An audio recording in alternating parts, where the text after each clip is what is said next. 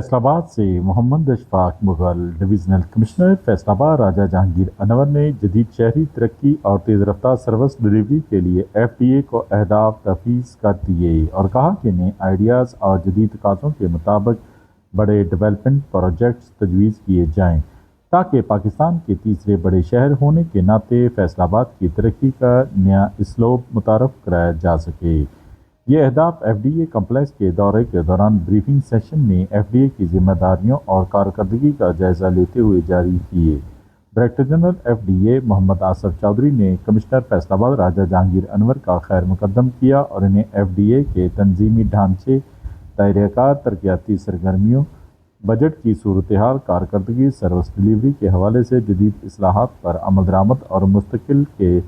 مجوزہ ترقیاتی منصوبوں بارے بریفنگ دی۔ ایڈیشنل کمشنر کوآرڈینیشن عامر رضا بھی کمشنر کے ہمراہ تھے، جبکہ چیف انجینئر FDA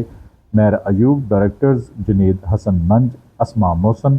یاسر ایجاد چٹھا، سہیل مقصود پنو، عامر محمود، عاصم محمود و دیگر افسران بھی اس موقع پر موجود تھے۔ ڈویژنل کمشنر فیصل آباد نے پرائیویٹ ہاؤسنگ اسکیموں کے بارے میں شہریوں کو درپیش مسائل کے حل کے لیے فوری طور پر جامع سافٹ ویئر کے تحت نئی ایپ تیار کرنے کا حکم دیا تاکہ کسی بھی ہاؤسنگ اسکیم کی قانونی حیثیت اور متعلقہ ریکارڈ کے بارے میں شہریوں کو ریئل ٹائم معلومات حاصل ہو سکیں۔ انہوں نے نئے آئیڈیاز کے تحت شہری ترقی کے لیے تھیم پارک کے قیام کے علاوہ نئی سوچ کے تحت شہر کے وسط میں دستیاب جگہ پر ٹاور پلازے کی تعمیر کے بڑے منصوبے کی پلاننگ کرنے کی ہدایات کی، جو AI artificial intelligence tower parking plaza یا مستقبل کے جدید تقاضوں سے ہم آہنگ کسی دیگر بڑے پروجیکٹ کے لیے مختص ہو سکتے ہیں۔ انہوں نے FDA سٹی کے اہم رہائشی منصوبے کی تیز رفتاری ترقی کے لیے نئے ڈھنگ سے مارکیٹنگ کرنے کی تجویز دی اور کہا کہ وہاں بین الاقوامی معیار کی جدید شہری سہولیات اور تھیم پارک سمیت دیگر تفریح متعارف کروائیں۔ FDA اسپورٹس کمپلیکس کی توسیع و ترقی کے لیے منصوبہ جات تیار کرنے کا بھی حکم دیا۔ کمشنر نے کہا کہ ریکارڈ کی ڈیجیٹلائزیشن کے ثمرات شہریوں تک پہنچانے کے لیے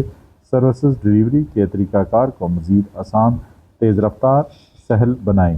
ڈائریکٹر جنرل FDA محمد آصف چودھری نے غیر قانونی ہاؤسنگ اسکیموں کی روک تھام کے لیے انسدادی کارروائیوں اور ادارے کے ذرائع آمدن کی تفصیلات سے آگاہ کرتے ہوئے کہا کہ آن لائن سسٹم کے تحت جائیدادوں کے اونرشپ کلیئرنس سرٹیفکیٹ کا ریئل ٹائم اجرا کیا جا رہا ہے،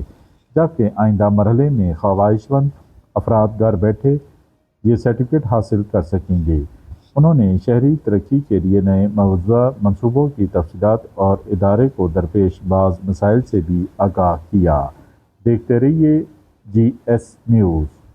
اس ویڈیو کو لائک کریں، ہمارے چینل کو سبسکرائب کر بیل آئیکن ضرور پریس کریں